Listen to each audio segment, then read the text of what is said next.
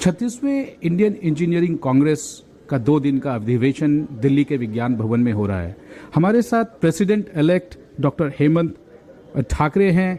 आप सिंसिस tech limited के director and chief operating officer हैं। Sir, what are the agendas that has been discussed in last 2 days, including today and yesterday, which are important for the upliftment of the engineering community as a whole? Government of India realize that engineering is the sector where we should focus for the export orientation of our industrial exports and for achieving $5 trillion economy. विज्ञान और science और engineering के बिना export संभव नहीं है और भारत का $5 trillion इकोनॉमी का जो सपना है वो भी संभव नहीं है। ये हमारा जो इंस्टीट्यूशन ऑफ इंजीनियर्स की जैसे इंडियन साइंस कांग्रेस होती है वैसे हमारी ये इंजीनियरिंग की हर साल इंजीनियरिंग कांग्रेस होती है, जहां हमारी एजीएम भी होती है और एक थीम लेते हैं हम, उसके ऊपर संगोष्ठी होती है जिसमें इंडस्ट्री के भी लोग आते हैं, एकेडमिया के भी लोग आते हैं, बाकी गवर्नमेंट अफसर भी आते हैं। ये सब लोग मिलके अब इंडिया का जैसे हमारी इस वक्त की थीम है $5 trillion की, तो उसके ऊपर अपन कैसे लेके जाए उसके बारे में विचार मंथन होता है। उसके आउटकम आते हैं वो हम अलग अलग गवर्नमेंट एजेंसीज को फॉरवर्ड भी करते हैं। साथ साथ इसमें मेमोरियल लेक्चर्स होते हैं, बड़े बड़े जो अभी तक अभियंता हो गए जैसे खोसला साहब हो गए, मोक्षगुंडम विश्वेश्वरैया जी हो गए, अमिताभ भट्टाचार्य जी भी हो गए, सीए झा साहब हो गए, तो इनके नाम पे हमने मेमोरियल लेक्चर्स रखे। उसमें अलग अलग ये फील्ड के जो बड़े लोग हैं वो आके हमको एड्रेस करते हैं, उनके साथ हमारा वार्तालाप होता है। इसके बाद में इंडियन इंजीनियरिंग पर्सनैलिटीज जो होती है, जो कि मान्यवर इंजीनियर अभी जो फिलहाल काम कर रहे हैं, तो उनके भी ग्लिम्सेस ऑफ इंजीनियरिंग पर्सनैलिटी बोलते हैं, उन्होंने किए हुए काम, और उनसे फिर जो स्टूडेंट मेंबर है या बाकी भी लोग हैं वो उससे प्रेरणा लेके आगे काम कर सकते हैं। Congratulation sir that you are president elect.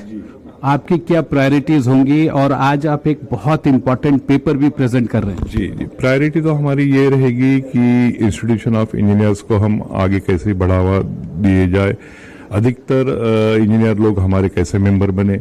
Professional engineers का सर्टिफिकेशन भी हमने चालू किया है, उसमें भी हमारी गुजारिश है सेंट्रल गवर्नमेंट को भी, स्टेट गवर्नमेंट को भी, कि ये प्रोफेशनल इंजीनियर्स बाकी भी फॉरेन कंट्रीज में होता है कि इंजीनियरिंग की डिग्री तो होती है पर जब तक ये किसी प्रोफेशनल बॉडी की मेंबरशिप नहीं होती तब तक वो प्रैक्टिस नहीं कर सकते।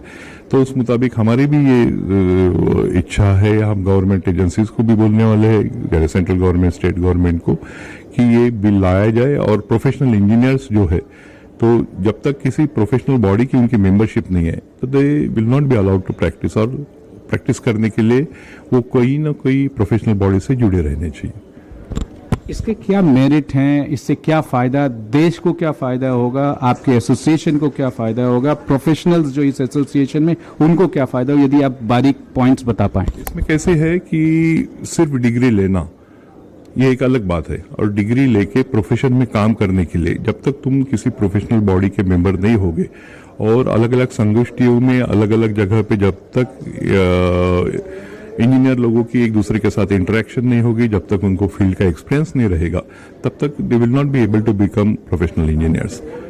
तो आर यू पुटिंग इसका एक दूसरा आपके क्रिटिक कहेंगे कि आप एक बैरियर ऑफ एंट्री लगा रहे हैं। ये हमारे लिए नहीं है, मैं तो बोलता हूं कि not only institution of engineers, किसी भी प्रोफेशनल बॉडी के वो मेंबर हो, नॉट ओनली, हम ये बोल नहीं रहे कि सिर्फ इंस्टीट्यूशन ऑफ इंजीनियर्स के। आप लोग डिग्री भी देते हैं और आप उसको एक्सपैंड भी करना चाहते हैं, और आप लोग इंटर ऑपरेबिलिटी ऑफ डिग्रीज जाके जिस प्रोफेशन में इंजीनियरिंग के जितने विंग हैं, जिसमें कभी सरकार में बहुत नौकरियां निकलती हैं, प्राइवेट में नौकरियां मिलती हैं, फ्लेवर होता है कि अब इस और दिशा में इंजीनियरिंग की नौकरियां हैं, तो आप लोग उसको माइग्रेट भी करते हैं और रीकैलिब्रेट करते हैं और रीओरिएंट करते हैं। इसमें कितना फायदा हो रहा है और कितने इंजीनियर्स आपके एसोसिएशन में हैं? हमारे करीबन 9 लाख के करीब कॉर्पोरेट, नॉन कॉर्पोरेट मेंबर्स है। अलग अलग ब्रांचेस में हम, जैसे कि मैं बताया कि 12 एक्टिव ब्रांचेस में हम हमारे AMI के एग्जाम लेते हैं। सेक्शन ए और सेक्शन बी पास करने के बाद वो बी के इक्वलेंट भी मानी जाती थी, पर अभी कुछ लीगल इश्यूज आए हैं तो इसकी वजह से वो फिलहाल स्थगित है, पर ये कोर्ट का डिसीजन जल्दी हमारे फेवर में आ जाएगा। तो ये आप लोग एक हैदराबाद में एक इंस्टीट्यूट भी, एक स्ट्रक्चर है, आपके पास लैंड भी है, क्या आप उसको एक्सपैंड करना चाहते हैं, उसको ऑप्टिमम यूटिलाइज करना चाहते हैं? तो कैसे, कब तक, एक अनुमानित टाइम क्या है? Engineering staff college of India करके हमारे इसको बोलते फोरा है, लिम्ब है इंस्टीट्यूशन ऑफ इंजीनियर्स की, उसको हम यूनिवर्सिटी का स्टेटस देने की कोशिश कर रहे हैं और आने वाले 1-2 महीने में स्टेट गवर्नमेंट से उसकी परमिशन मिल जाएगी, तो accordingly we can have our degree from that university. आपकी ओपनिंग सेरेमनी में heavy industries minister government of India आए थे और वैलिडिक्टरी सेशन में मिनिस्ट्री ऑफ एजुकेशन के मिनिस्टर धर्मेंद्र प्रधान जी आ रहे हैं। क्या मतलब निकाला जाए इन दोनों हाई प्रोफाइल प्रेजेंस से?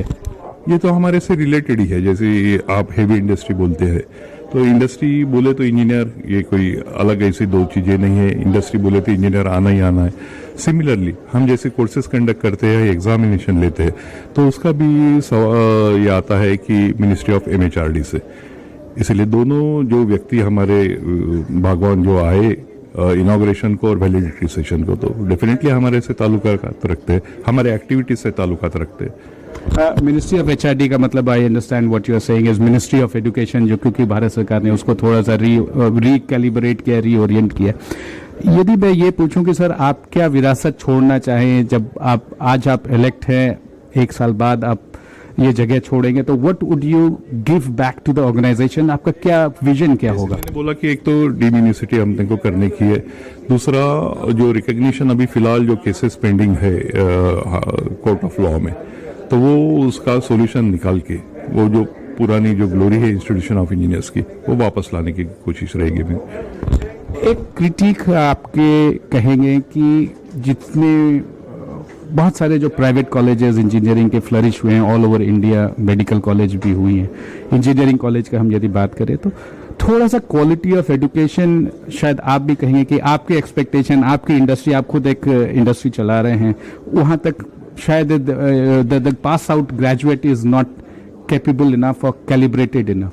क्या आपको इससे लगता है कि there is a scope of improvement, और व्हाट कुड यू कंट्रीब्यूट और your organisation could contribute so that एक good synergy is form between the colleges with the government or private colleges and your institution, which is a premier institute, a premier organization? हमारे जो student है वो सब earn while learn वाले हैं, या learning करते हुए अर्न करने वाले, या अर्न करते हुए लर्न करने वाले। तो हमारे स्टूडेंट तो कभी भी बाकी कॉलेजेस से अच्छे रहेंगे, क्योंकि हमको प्रैक्टिकल ट्रेनिंग हमारे लड़कों को रहती है और इंडस्ट्री में काम करते करते वो सीखते हैं। तो क्या आपको लगता है कि आपने बहुत इंपॉर्टेंट पॉइंट बताया, earn while learn and learn while earn, क्या आपको लगता है कि इंडस्ट्री को भी और इंजीनियरिंग कॉलेजेस को भी आपके साथ टाई अप होना चाहिए, या आप proactive, because you are a parent organisation, do you want to take a proactive measure and be part of curriculum making?